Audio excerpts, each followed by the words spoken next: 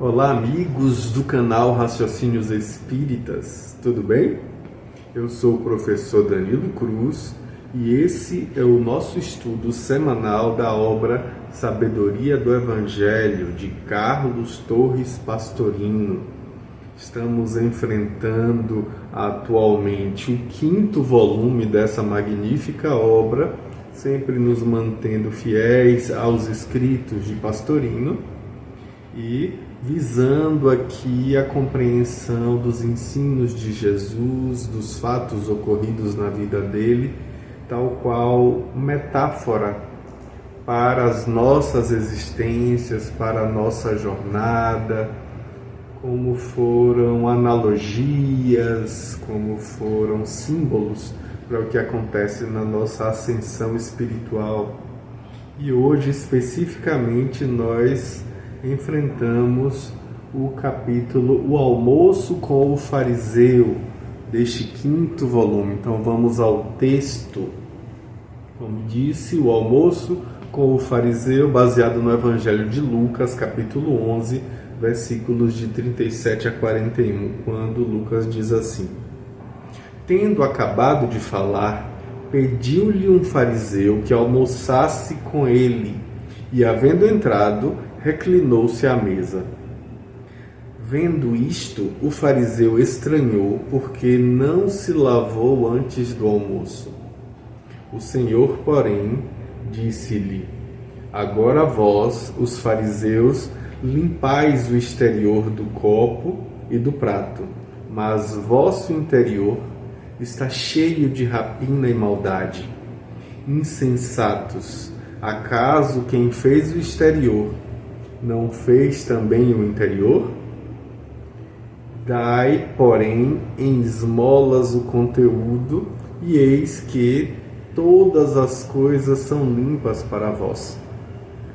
Pastorino, então, começa a comentar dizendo que esse trecho é privativo de Lucas e arma um cenário de uma série de invectivas em que Jesus demonstra a falsidade dos fariseus, dos escribas e dos doutores da lei, falando sem qualquer constrangimento, resistindo-lhes na cara, conforme a gente vê lá na carta de Paulo aos Gálatas, no capítulo 2, no versículo 11. Com tal autoridade, com tal firmeza, que ninguém ousou recrutar nem desmentir o que Jesus falou. Nós veremos isso, inclusive, no próximo capítulo. Um fariseu, sem citação de nome, sem identificação possível, um dentre a grande coletividade, após ouvir-lhe as palavras, pede que aceite almoçar em sua casa. Jesus acede, entra-lhe no lar e reclina-se à mesa. O fariseu, de estranhar, Jesus, o conhecido rabi, não fizera as abluções ritualísticas, a lavagem da mão. Já o caso foi anteriormente discutido e explicado. Nós vimos isso lá em Mateus 15, de 1 a 20, Marcos 7, de 1 a 23, conforme já estudamos no volume de número 4 da nossa obra. Essas abluções, essas lavagens ritualísticas constituíam uma prática rigorosa entre os fariseus. É bom lembrar que a palavra fariseu, faruzim, quer dizer separados, que exageravam, exigindo que todos, sem exceção, no trato diário, sempre que se chegava à mesa, fizessem também. Ao passo que o prescrito em Levítico, no capítulo 15, versículos de 11 a 12, estabelece a necessidade apenas para os homens vitimados por infecções sexualmente transmissíveis. Todavia, de medo hipócrita de serem contaminados, sem sabê-lo, exigiam eles a ablução das mãos e de todos os recipientes que serviam para a alimentação. O mestre vai direto ao assunto, mostrando que não é o recipiente físico, material, o prato, o copo, que necessitam de limpeza, mas sim o interior. É o âmago, é o coração deles, que se revela, no entanto, cheio de rapina e maldade, como falou Jesus. Então Jesus revela que percebe que essa exigência rígida constitui, na verdade, um transfer psicológico, que a criatura descarrega no objeto todo o peso de sua própria consciência, para que com isso ela se sinta aliviada. Com sua frase franca, lançando-lhes em rosto o epíteto magistralmente escolhido e que se adapta plenamente ao caso, né? Insensatos, que em grego é asinetoi, ou seja, sem inteligência. São proferidas a seguir duas frases aparentemente enigmáticas. Quem fez o interior também fez o exterior. Essa frase é uma oposição entre duas coisas distintas, mas que pelo jogo psicológico vinham a se constituírem no fundo uma só. O interior dos homens e o exterior dos pratos, dos copos, dos recipientes, dos vasos. Ora, a comparação é válida, mesmo que no estilo escriturístico, conforme podemos verificar na literatura posterior, em que o corpo físico é considerado o vaso da alma e o homem o vaso da divindade. Vemos a citação de Lucas, também lá no livro do Atos dos Apóstolos, no capítulo 9, versículo 15, falando sobre Paulo. Esse Paulo é para mim um vaso de eleição. Será um vaso de honra, santificado e útil ao Senhor. Está lá na segunda carta de Paulo a Timóteo, capítulo 2, versículo 21. E também outra citação. Para que cada um de vós saiba possuir o vaso em santificação e honra. Primeira carta de Paulo aos Tessalonicenses, no capítulo 4, versículo 4 também. E outra frase é: temos esse tesouro em vasos frágeis, na segunda carta de Paulo aos Coríntios, capítulo 4, versículo 7.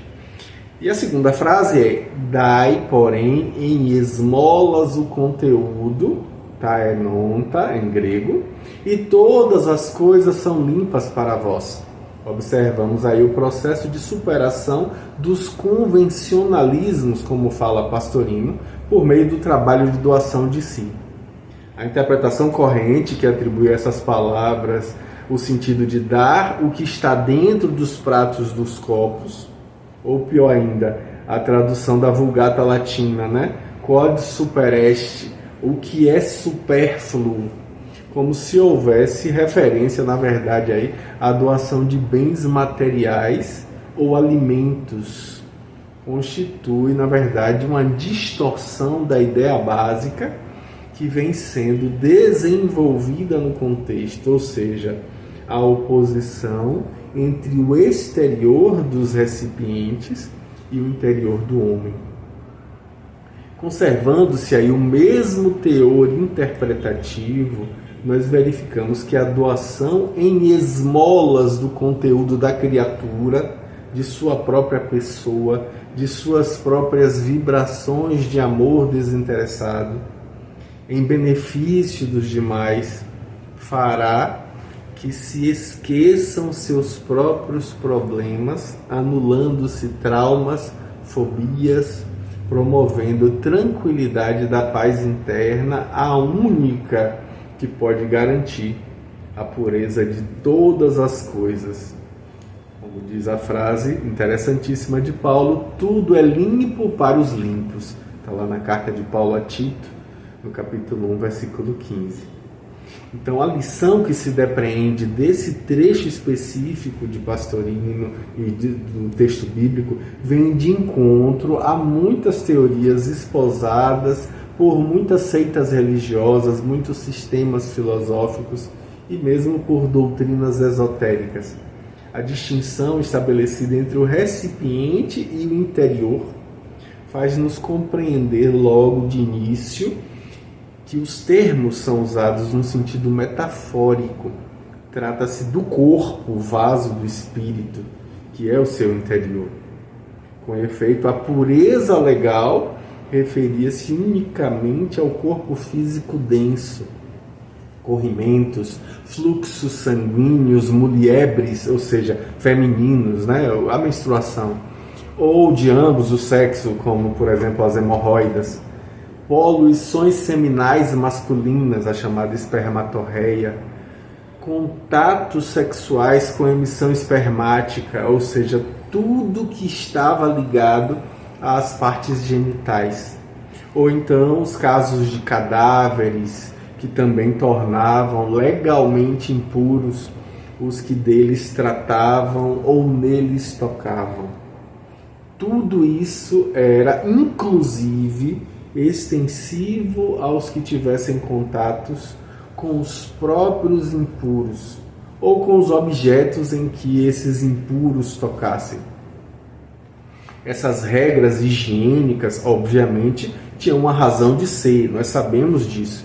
Era para evitar o alastramento de doenças sexualmente transmissíveis, né? As infecções sexualmente transmissíveis, pelo que também foram proibidas as carnes remosas, ou seja, causadoras de irritações cutâneas e dermatoses, e também o perigo de contágio de enfermidades que pudessem ser transmissíveis, sobretudo aí depois da rápida deterioração dos cadáveres no clima quente da Palestina, ou como diz Pastorino, palestiniano, interessante.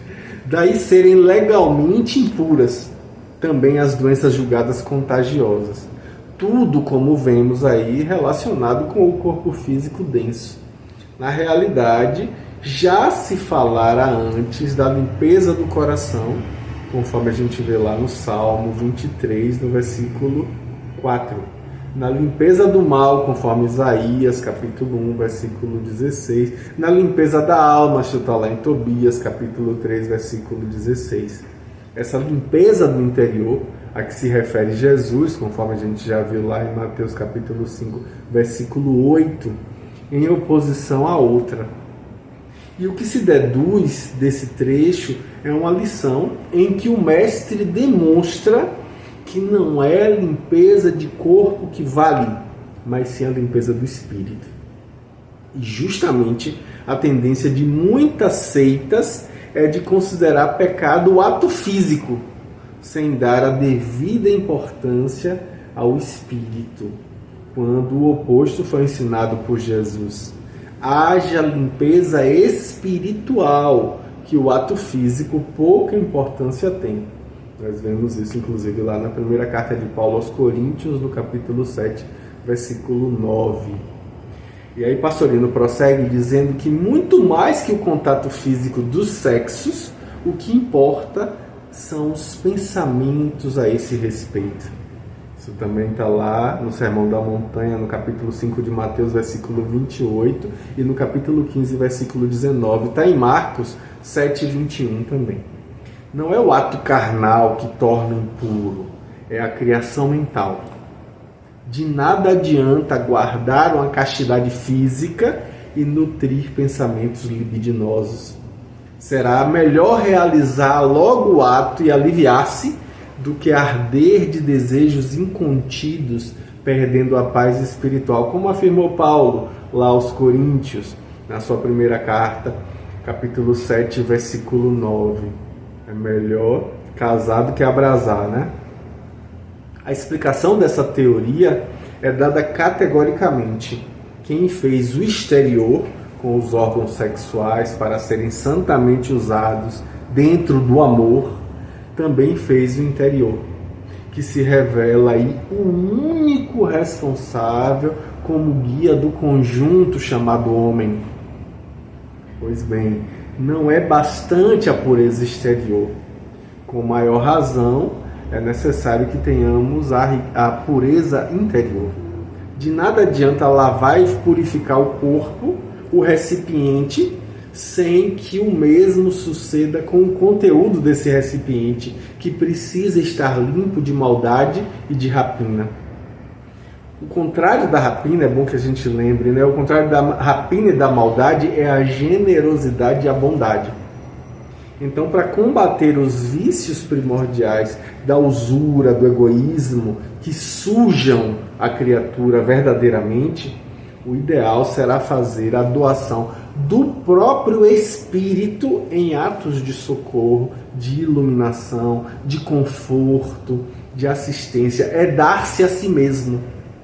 Quem organizar sua vida sem ambição egoísta, sem enclausuramento em si mesmo, mas aprender a se dedicar de maneira integral ao próximo, com autodoação plena, verá que tudo é puro para si, não apenas de pureza legal, mas de pureza real, que nada consegue manchar.